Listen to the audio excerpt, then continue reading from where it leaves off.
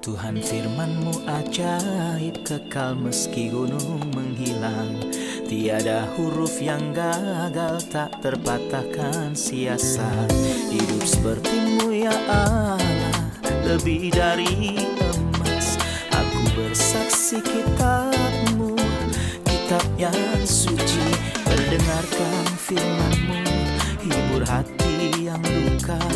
Terangilah langkahku kemanapun ku pergi. Biarkanlah firman-Mu berkuasa atasku. Ubahkanku, bebaskanku, ku mau menyenangkan-Mu. Tuhan firman-Mu ajaib, kekal meski gunungnya. Ubah dan bebaskan aku, mau menyenangkan-Mu. Selamat datang para pemirsa terkasih, saya menyambut Anda sekalian dimanapun Anda berada dalam episode yang terbaru program studi harian kita Semua Kitab Suci, di mana kami menyajikan sebuah studi menyeluruh tentang seluruh kitab yang ada di dalam Alkitab, dari kitab Kejadian hingga Wahyu, setiap hari dari Senin hingga Jumat. Kita sudah sampai pada studi kita tentang kitab Keluaran, kitab kedua dari 5 kitab Musa dan kitab kedua di dalam Alkitab, sampai pasal 33 dan pasal 34. Saya ingin mengingatkan dalam episode sebelumnya, kita telah belajar dalam pasal 32 tentang dosa umat Israel. Saat Musa ada di atas gunung, di sana mereka mendirikan patung lembu dan menyembahnya. Hari ini kita akan menelaah konsekuensi dari dosa yang besar ini dan sikap hati Tuhan dan juga pertobatan umat Israel setelah dosa besar ini. Sekarang izinkan saya menyambut tamu kehormatan di studio, hamba Tuhan Yosef Riyad. Selamat datang. Selamat Yosef. Saudara Riyad. Juga para hadirin di studio, selamat datang. Saudara Yosef, sebelum kita memulai pasal 33 dan pasal 34, kami ingin meminta komentar Anda tentang ayat-ayat terakhir dari pasal 32.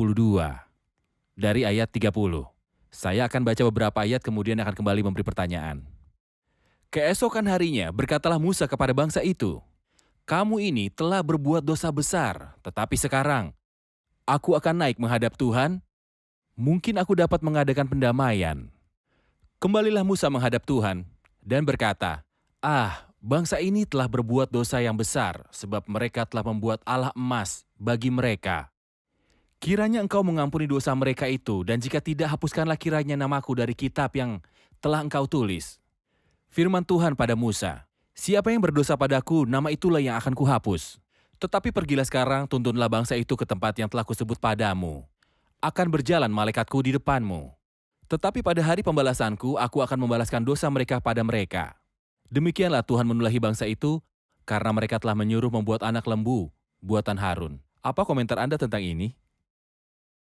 Musa adalah hamba Allah seperti yang sudah kita lihat di dalam pasal ini, yang bersyafaat bagi umat Israel di hadapan Tuhan, dan yang bertindak sesuai dengan kepentingan Tuhan di hadapan umat. Ia luar biasa di atas gunung dan juga luar biasa setelah turun gunung. Di sini ia akan naik lagi untuk berjumpa dengan Tuhan. Mengapa? Ia berkata, kamu ini telah berbuat dosa besar. Aku akan naik, mungkin aku akan dapat mengadakan pendamaian karena dosamu itu. Pertama saya melihat sesuatu yang hebat di dalam Musa. Ia tidak mengurangi atau menghilangkan dosa mereka. Harun melakukan ini. Ia mengucapkan perkataan yang sangat aneh yang tidak boleh diucapkan oleh seseorang dalam posisi seperti Harun. Sangat menyedihkan, ia berkata, aku melemparkan emas yang mereka berikan kepadaku, keluarlah anak lembu itu. Tentu saja itu tidak benar. Namun Musa berbeda. Musa mengatakan pada mereka, kamu ini telah berbuat dosa besar. Tapi aku akan naik gunung, mungkin aku bisa mengadakan pendamaian. Dan pada faktanya, kita melihat kebalikannya dalam Kristus. Kristus tidak bersyafaat. Mungkin ia mengadakan pendamaian, tetapi ia bersyafaat karena dialah pendamaian itu. Ketika kita baca 1 Yohanes pasal kedua, dikatakan kita mempunyai seorang pengantara, ia adalah pendamaian untuk segala dosa kita. Bisakah Musa menjadi suatu pendamaian? Sesungguhnya Musa tidak bisa menjadi pendamaian, karena 2 alasan paling sedikit. Alasan pertama adalah bahwa Musa, apakah Musa tanpa kesalahan? Ia adalah seorang yang besar dan luar biasa. Tetapi kita tidak bisa berkata bahwa ia tanpa dosa. Jadi ia tidak layak untuk menjadi pendamaian karena ada dosa di dalamnya. Alasan kedua, jiwa Musa adalah milik Allah. Jadi bagaimana ia bisa mempersembahkannya pada Tuhan kalau jiwanya adalah milik Allah? Untuk kedua alasan ini, Musa tidak sesuai untuk menjadi pendamaian. Dan juga tidak ada orang lain yang cocok. Dan tidak ada sama sekali, cuma satu yang sesuai, yaitu Tuhan Yesus Kristus, yang tanpa dosa dan yang jiwanya adalah miliknya sendiri. Itu sebabnya Tuhan berkata, Musa tidak akan bisa. Siapa yang berdosa kepadaku, nama orang itulah yang akan kuhapuskan dari dalam kitabku. Di sini kita lihat keluhuran Musa. Ia siap untuk berkorban. Hidupnya adalah demi umatnya. Dan Paulus siap untuk mengorbankan kekekalannya demi umat Israel. Namun, baik Paulus ataupun Musa, tidak seorang pun pantas. Hanya satu orang seluruh kemuliaan bagi dia yang telah mendamaikan, dan kini ia menjadi pengantara dengan Bapa bagi kita. Kitab apakah yang sedang ia bicarakan saat berkata, hapuskanlah kiranya namaku dari kitab yang telah kau tulis? Dalam opini saya itu adalah kitab kehidupan. Aku hidup di bumi, tetapi aku siap mengorbankan hidupku bagi umat ini. Benar. Aku siap mati bagi umat ini. Tentunya ini adalah keluhuran tapi tidak ada gunanya. Benar, jadi kita bisa membedakan kata-kata ini dan apa yang disebut dalam kitab kehidupan Benar. yang berkaitan dengan kehidupan yang kekal. Benar. Itu yang dimaksudkan bahwa aku mati dan tidak ada lagi di antara orang yang hidup di bumi. Benar Ya. sekali. Apa subjek dari pasal 33 dan 34? Dalam pasal 33 dan 34 itu masih konsekuensi-konsekuensi dari dosa yang mengerikan yang dilakukan oleh umat itu. Tuhan tidak akan mundur dari janjinya untuk membuat mereka mewarisi tanah Kanaan. Namun, ia tidak siap untuk pergi bersama umat itu karena mereka adalah bangsa yang keras tengkuk. Dan kita akan melihat Musa menurut pertimbangan-pertimbangan ini. Bersikeras agar Tuhan pergi bersama umat itu karena bangsa itu keras tengkuk. Pertimbangan yang sama yang Tuhan katakan, aku tidak bisa pergi bersamamu agar aku tidak membinasakanmu. Musa berkata, tidak ada orang lain yang bisa pergi bersama kami karena kami adalah bangsa yang sangat buruk. Dan tidak seorang pun selain engkau baik bagi kami. Dan sebenarnya ini juga seseorang yang memahami jalan-jalan Allah. Dalam Mazmur 103, ia berkata ia telah memperkenalkan jalan-jalannya kepada Musa, perbuatan-perbuatannya kepada orang Israel. Betapa besar perbedaan antara bangsa Israel yang mengenal perbuatan-perbuatan Tuhan, dan Musa yang mengenal jalan-jalan Tuhan. Benar. Pada pasal 33 dalam ayat 1-6, Tuhan mengulangi lagi janji kepada mereka untuk mengirim mereka ke tanah Kanaan dan memberikan tanah itu sebagai pusaka.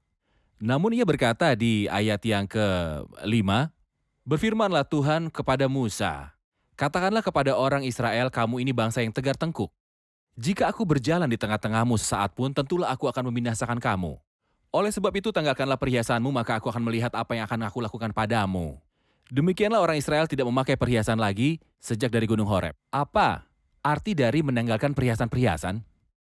Sebenarnya menanggalkan perhiasan-perhiasan orang menanggalkan itu ketika ia membanggakan tentang dirinya. Dan bergirang. Dan bergirang dengan diri sendiri. Itulah sebabnya dalam perayaan kesempatan bahagia, orang mengenakan perhiasan terbaik yang ia miliki. Namun, menanggalkan perhiasan-perhiasan artinya bahwa mereka bertobat dan sedih. Tentunya ada sebuah langkah bagi orang yang bertobat, yaitu mengenakan kain kabung dan duduk di atas abu. Jadi di sini umat itu menunjukkan pertobatan sejati, mereka sedih karena keadaan mereka. Khususnya berita buruk yang telah mereka dengar. Aku akan mengutus seorang malaikat berjalan di depanmu, dan akan menghalau orang Kanaan dari jalanmu. Namun aku tidak akan berjalan di tengah-tengahmu, dan sesungguhnya Musa menolak hal ini mentah-mentah. Ini bukan masalah tanahnya. Jika engkau tak berniat untuk berjalan tengah-tengah kami, biarkan kami dan jasad kami bertebaran di padang gurun. Jangan membawa kami dari sini. Kami tidak ingin tanah Kanaan jika tidak bersamamu. Dan ini sungguh seseorang yang benar-benar memahami hal-hal tentang Tuhan. Sehingga Kanaan sendiri bukan sebuah harta besar. Namun hadiratmu bersama kami ini adalah harta yang besar. Benar. Juga dalam ayat-ayat dari 7 sampai dengan 11 ada sikap hati yang diambil Musa. Ketika ia mengambil kemah dan mendirikannya di luar perkemahan serta menyebutnya kemah pertemuan, dan ia berkomunikasi dengan Tuhan dalam kemah ini, lalu kembali ke perkemahan dengan hukum-hukum Tuhan. Tolong komentari ayat-ayat ini. Tak heran bahwa dalam ayat-ayat ini dan ayat sebelumnya kita melihat kekudusan Tuhan. Adalah baik bahwa kita memperhatikan ini, Allah itu kudus. Dalam Yesaya pasal 53, orang-orang Sion yang berdosa terkejut di Sion. Orang-orang murtad diliputi kegentaran. Siapakah di antara kita yang dapat tinggal dalam api yang menghabiskan ini? Siapakah di antara kita yang dapat tinggal di perapian yang abadi ini? Artinya kedekatan dengan Allah itu tidak mudah, itu tidak dangkal. Banyak orang berpikir bahwa mustahil untuk mendekati Allah dalam kondisi mereka yang menyedihkan, keadaan berdosa. Dalam kenyataannya, untuk datang mendekat kepada Allah, paling sedikit diperlukan pendamaian oleh Kristus untuk menutupi saya. Sepenuhnya cukup dari sudut pandang Allah. Gagasan yang sama di sini, hadirat Allah di tengah bangsa ini adalah sebuah hak istimewa yang besar. Namun benarkah bagi suatu bangsa yang sujud dan menyembah lampu emas bahwa Tuhan tinggal di tengah-tengah mereka? Musa, sosok yang memahami pikiran Allah, mengambil kemah dan mendirikannya di luar perkemahan. Dan saya menekankan serta berkata bahwa ini bukan tabernakel yang tidak didirikan di sana, tetapi kemah di mana Musa berjumpa dengan Allah. Ia membawanya keluar perkemahan dan omong-omong perkemahan ini sangat luas. Sekitar 3 juta orang tinggal di sana. Jadi dikatakan bahwa batas luar lingkaran perkemahan sangat luas, itu sekitar 25 km atau lebih. Jadi itu sesuatu yang tidak kecil. Musa pergi keluar perkemahan tentunya. Ia pergi jauh dan memisahkan diri. Karena tidaklah benar bahwa dalam perkemahan di mana lembu emas disembah, ia berjumpa dengan Tuhan. Dan setiap orang yang ingin untuk bertemu dengan Allah atau minta sesuatu dari Allah akan pergi kepada Musa di luar perkemahan. Dalam kenyataan, Musa di sini, seperti kami katakan, memelihara kekudusan Allah dan hak-hak. Ia mengenal kasih karunia dan akan berbicara tentangnya sesudah itu. Namun ia juga yakin tentang kekudusan Allah dan kita harus memahami ini. Kekudusan Allah, Allah adalah kudus dan hanya Dia yang kudus. Benar, terima kasih. Mari rehat sejenak dan kembali untuk menjawab pertanyaan hadirin.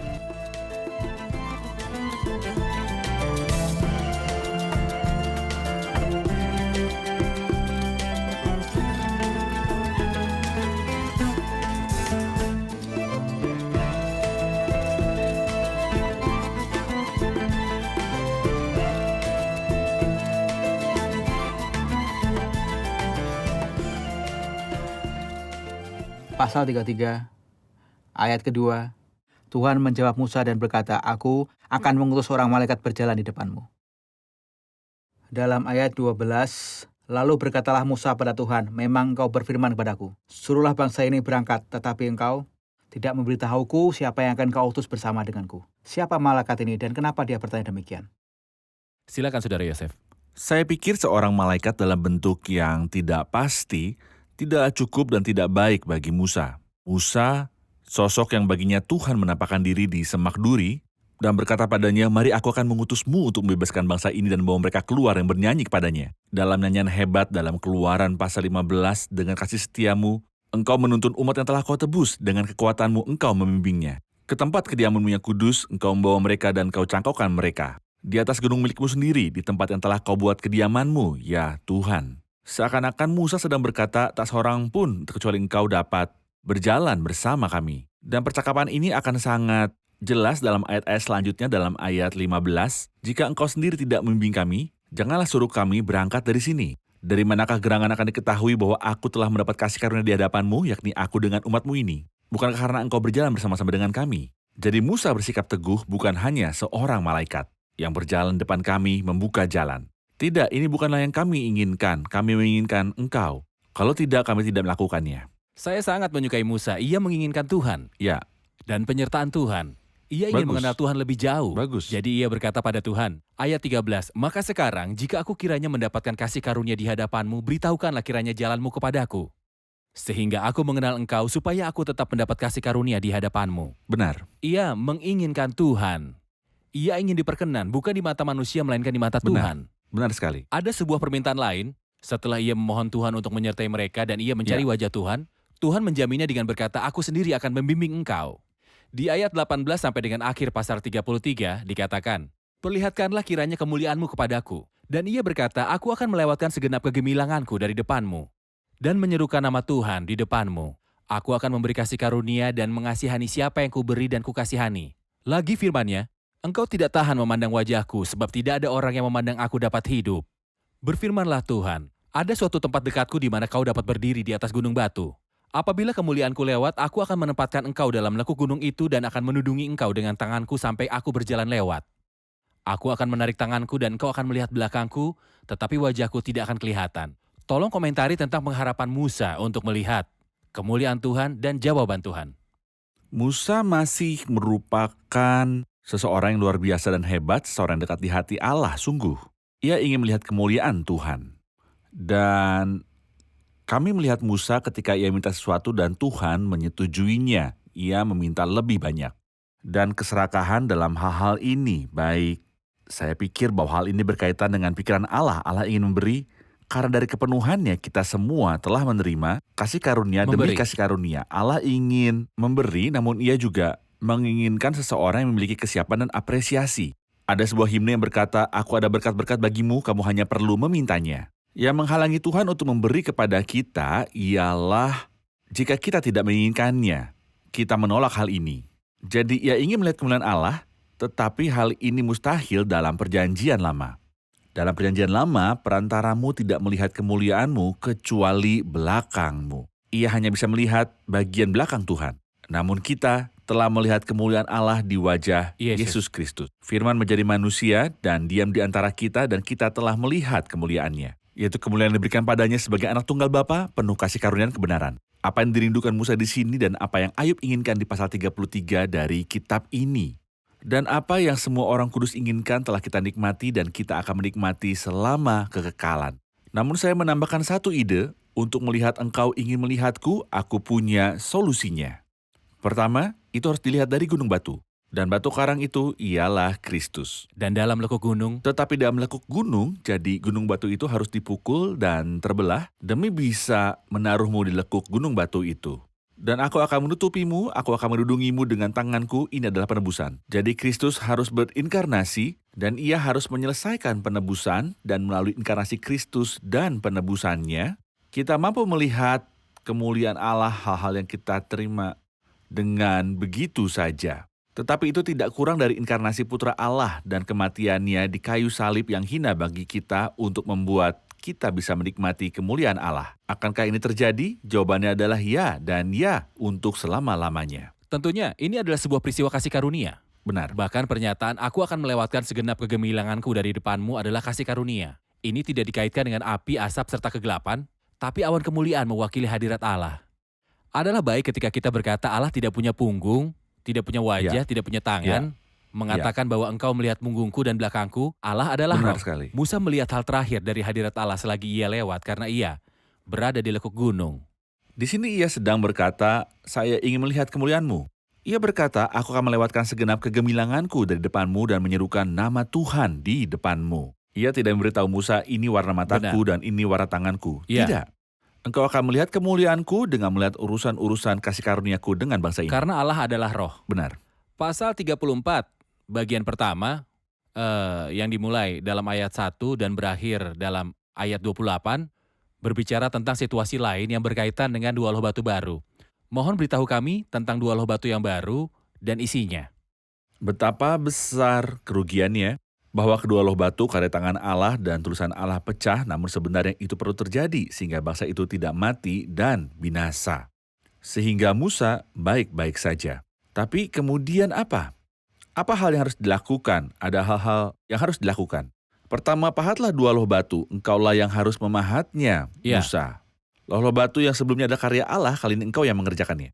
Agar dapat mewakili Allah dalam dunia ini, kita harus melakukan suatu usaha memahat dua loh batu. Sedangkan untuk penulisannya, Allah lah yang akan menulisnya. Yang artinya aku akan menyerahkan diriku setelah memahat dua loh batu. Aku menundukkan diriku kepada karya roh Allah untuk menulis di dalamku perkataan yang sama yang tertulis pada loh batu yang Tidak ada lama. perubahan dalam rencana-rencana Allah. Tidak ada perubahan dalam rencana-rencana Allah. Seakan-akan Allah ingin melihat gambar Kristus di dalam orang-orang percaya. Anda ingat ketika Kristus turun dari surga, betapa manisnya dia dan betapa indah. Allah ingin menuliskan gambaran yang sama indah dan manisnya pada kita, sehingga kita harus mewakili ini. Namun hal indah kedua adalah bahwa Allah menyuruh dia untuk membuat sebuah tabut, tentunya ini juga bukanlah tabut perjanjian, melainkan sebuah tabut dan menaruh di dalamnya dua loh batu berisi Taurat. Karena jika aku memberi loh-loh itu kepada bangsa itu lagi, mereka akan menghancurkannya lagi 1 kali, 10 kali, 100 kali, dan 1.000.000 kali. Manusia akan melakukan hal ini. Hanya ada satu yang mampu memeliharanya. Yang berkata dalam Mazmur pasal 40, Tauratmu ada dalam dadaku. Ia adalah dia yang tidak pernah melanggar hukum Taurat. Tidak, dia bukan hanya tidak melanggar hukum. tetapi ia tidak pernah melakukan apapun yang menjadi kehendaknya sendiri. Ketika iblis mencobai dia di padang gurun, perintahkanlah agar batu ini menjadi roti, bukankah engkau adalah anak Allah? Ia menjawab seakan-akan yang sedang berkata, aku tidak mendapat perintah dari Bapakku untuk mengubah batu ini menjadi roti, dan aku tidak melakukan apapun atas kemauanku sendiri, karena makananku adalah bahwa aku dapat melakukan kehendak Dia yang telah mengutus aku dan menyelesaikan pekerjaannya. Baik, mari rehat sejenak dan kembali untuk menjawab pertanyaan hadirin.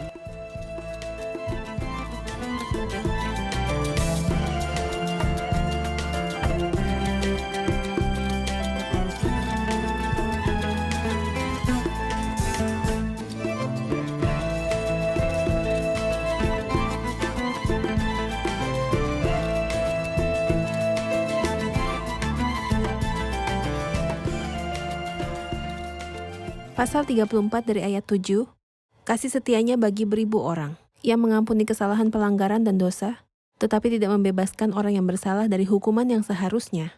Kepada keturunan yang ketiga dan keempat. Jika bapak-bapak telah berdosa, apakah anak-anak dan cucu-cucunya juga berdosa? Silakan.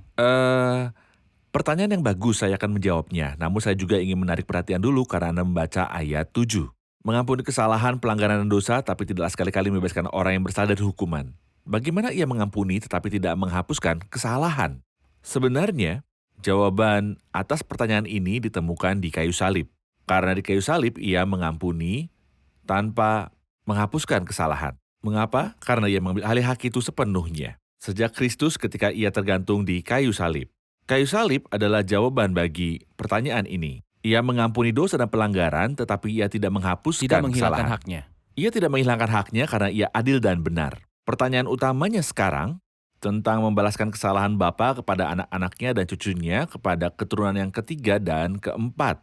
Jika kita kembali ke pasal 20 yang telah kita bahas dan membaca perkataan Tuhan di ayat 5, ia berkata, aku Tuhan Allahmu adalah Allah yang cemburu, yang membalaskan kesalahan bapa kepada anak-anaknya, kepada keturunan yang ketiga dan keempat dari orang-orang yang membenci aku. Kunci untuk jawabannya adalah orang-orang yang membenci aku. Jadi jika anak-anak dan cucu-cucu mau mengikuti jalan yang menyimpang yang ditempuh bapak-bapak dan jalan kejahatan serta dosa, Allah akan menimpakan dosa bapak-bapak pada anak-anak. Bila mereka bertobat atas dosa-dosa bapak-bapak mereka, mereka akan diampuni. Karena ia menunjukkan belas kasihan dan kasih yang besar bagi beribu-ribu orang yang mengasihi dan memelihara perintah-perintahnya. Saya punya sebuah pertanyaan, mungkin dalam budaya bangsa sekarang ini, hal itu berlawanan dengan semua budaya yang berkaitan dengan hak-hak manusia serta keadilan dan belas kasihan. Dalam ayat 11, tetapi engkau berpeganglah pada yang kuperintahkan kepadamu pada hari ini. Lihat, aku akan menghalau dari depanmu orang Amori, orang Kanaan, Het, Feris, Hewi, dan orang Yebus. Berawas-awaslah, janganlah kau adakan perjanjian dengan penduduk negeri yang kau datangi itu, supaya jangan mereka menjadi jerat bagimu. Sebaliknya mezbah dan tugu berhala mereka haruslah kau rubuhkan, dan tiang berhala mereka kamu tebang. Jangan kau menyembah Allah lain, karena Tuhan yang namanya cemburuan adalah Allah yang cemburu. Mohon beri komentar, jika seseorang membaca kata-kata ini sekarang, mungkin ia berkata, siapakah Allah perjanjian lama yang memerintahkan membunuh, mencurahkan darah, serta menebang tiang-tiang dan lain-lain ini? Apa pendapat Anda? Pada faktanya membunuh orang jahat adalah sebuah anugerah besar.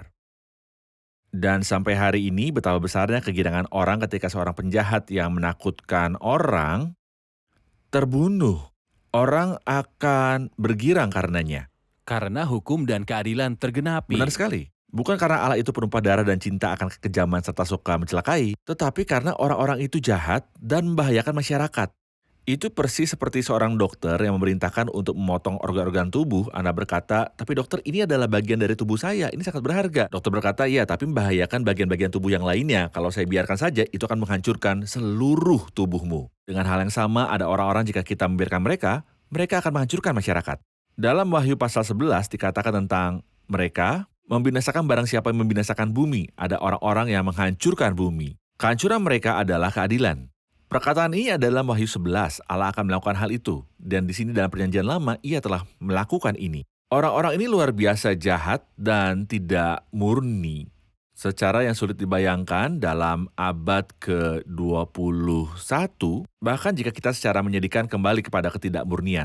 Dari abad-abad sebelum adanya pencerahan, kita telah kembali kepada hari-hari cemar ini. namun bahwa Tuhan menyingkirkan dan melegakan bumi dari orang yang jahat dan orang fasik. Saya rasa ini adalah belas kasihan, dan ketika Anda membaca Mazmur 136, di mana diulang sebanyak 26 kali bahwasanya untuk selama-lamanya kasih setianya. Ia menyebut bahwa ia membunuh Og Raja Basan karena untuk selama-lamanya kasih setianya. Dan membunuh saya tidak tahu siapa Benar. karena untuk selama-lamanya kasih setianya. Ya, adalah kasih setia Allah untuk menghancurkan orang jahat dan fasik. Tentunya kami mengingatkan pemirsa bahwa tanah yang akan dimasuki bangsa ini adalah milik mereka sejak awal. Dan bangsa yang ada di tanah ini menduduki tanah ini serta menguasai tanah ini. Jika kita kembali ke Kejadian pasal 10, kita tahu bahwa tempat dari bangsa ini bukanlah tanah Kanaan, namun mereka datang dan menguasai tanah milik dari umat Tuhan ini. Mencemari tanah itu dengan penyembahan berhala dan kecemaran moral. Jadi Tuhan perlu membersihkan tanah yang akan ia berikan kepada umatnya untuk memberikan peringatan dan tidak melakukan dosa-dosa yang sama. Dan sayangnya umat Allah tidak memperhatikan peringatan itu dan gagal. Dan itulah telah menimpa mereka juga karena Allah tidak pilih kasih. Ya, ayat-ayat dari 29 sampai akhir pasal ini berbicara tentang situasi lain dan pemandangan yang luar biasa. Musa di atas gunung dan kulit wajahnya bersinar di hadirat Tuhan. Apa yang Anda lihat? Ada seseorang yang telah mengomentari ayat ini dan berkata, hati yang remuk dan wajah yang bersinar. Hati yang remuk adalah hati Musa. Apa yang dilakukan bangsa itu, saya tidak berpikir bahwa seorang seperti Musa akan mudah melupakannya. Namun dari duduk di hadapan Tuhan, saat ia turun pada saat sebelumnya, wajahnya gundah tentunya. 40 hari bersama Tuhan, tetapi ia mendengar dari Tuhan, umatmu telah mencemari diri mereka. Mereka telah dengan cepat menyimpang dari jalan yang aku perintahkan kepada mereka. Dan kemudian di sini kali ini, 40 hari ia tidak makan. Pria ini turun dengan sangat keletihan dan tidak dapat berdiri, namun sebaliknya, wajahnya bersinar sehingga umat Israel tidak dapat memandang wajahnya. Dan saya ingin mengaitkan antara 3 ayat dengan wajah yang bersinar itu. Perkataan bahwa Musa telah berbicara dengan Tuhan, dalam ayat 29 ia berkata, tidaklah Musa tahu bahwa kulit mukanya bercahaya oleh karena ia telah berbicara? Oleh karena ia telah berbicara dengan Tuhan. Iya. Dan kedua kali dalam ayat 34 ia berkata, apabila Musa masuk menghadap Tuhan untuk berbicara dengan dia, ditanggalkannya lah selubung itu sampai ia keluar. Dan kalimat terakhir di dalam pasal ini, ia mengatakan ini, Musa menyelubungi mukanya kembali sampai ia masuk menghadap untuk berbicara dengan Tuhan. Itulah sebabnya dikatakan sebuah ekspresi yang indah orang yang berbicara dengan Allah. Dan Tuhan berkata, aku berbicara kepadanya seperti seseorang berbicara kepada temannya. Dan ketika seseorang memiliki keintiman seperti ini dengan Tuhan dan berbicara dengannya dengan mudah, kulit wajahnya tentu akan bersinar. Dan jika kita berusaha berbicara dengan Tuhan sekedar dengan iman, tentunya wajah kita akan bersinar juga. Benar, terima kasih Saudara Yosef, kita sudah di akhir episode, mari rangkum bersama para hadirin. Apa yang telah Anda pelajari? Musa naik ke gunung untuk mendamaikan umatnya. Namun 2 syarat sangat penting tidak ada dalam diri dia. Orang yang mengadakan pendamaian harus tanpa dosa sama sekali. Dan ia juga harus menjadi pemilik atas jiwanya sendiri. Namun Kristus mampu melakukan pendamaian bagi kita karena kedua syarat ini ada di dalam dirinya. Kondisi umat itu adalah beri aku, beri aku. Tuhan beda, Tuhan suka memberi. Terlebih berbahagia bagi dia untuk memberi daripada menerima. Dan ketika ia memberi dengan murah hati tanpa celah. Terima kasih, Tuhan memberkati. Terima kasih Saudara Yosef. Tuhan memberkatimu. Pemirsa terkasih, Musa memohon kepada Tuhan agar ia diizinkan melihat kemuliaannya. Sebuah permohonan yang sangat berharga di hati Tuhan. Dan itu adalah keinginan yang tulus dari hati Musa. Dan saya ingin memberitahu, pemirsa terkasih, kemuliaan Allah disingkapkan hanya jika Anda menerima Kristus sebagai Tuhan dan Juru Selamat serta penebusmu. Sampai berjumpa kembali di episode selanjutnya. Tuhan menyertai.